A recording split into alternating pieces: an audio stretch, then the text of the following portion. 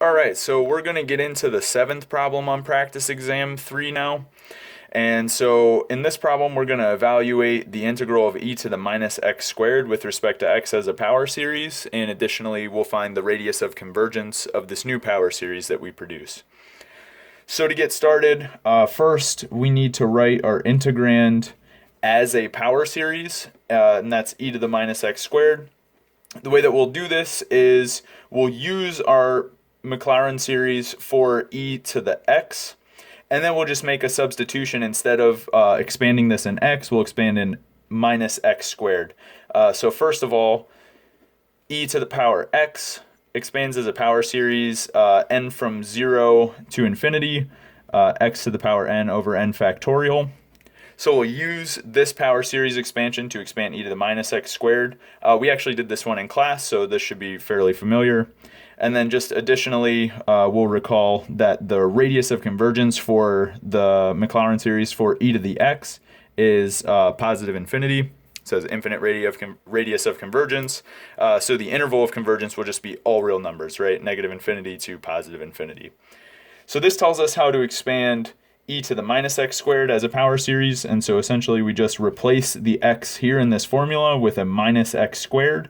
So we'll have minus x squared to the power n over n factorial, sum from n equals 0 to infinity. And of course now we can separate the factor of minus 1 and the factor of x squared, so we can rewrite this power series starting from n equals 0 to infinity.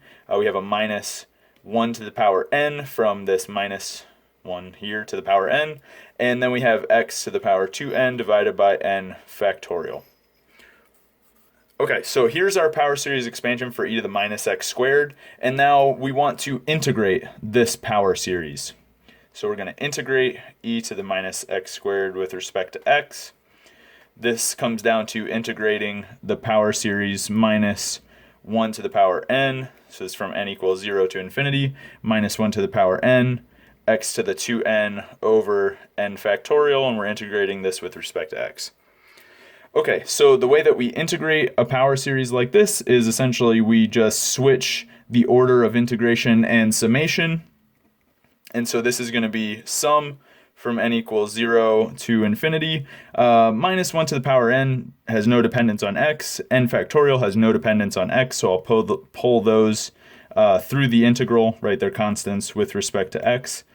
And so I just need to integrate x to the power 2n with respect to x. And this is just a power function, so all I need to do is add 1 to my power and then divide by that new power. So this will be equal to power series starting at n equals 0 going to infinity of minus 1 to the power n over. So now we still carry our n factorial down, and now we'll have x to the power 2n plus 1, and we'll also get an additional factor of 2n plus 1 in the denominator.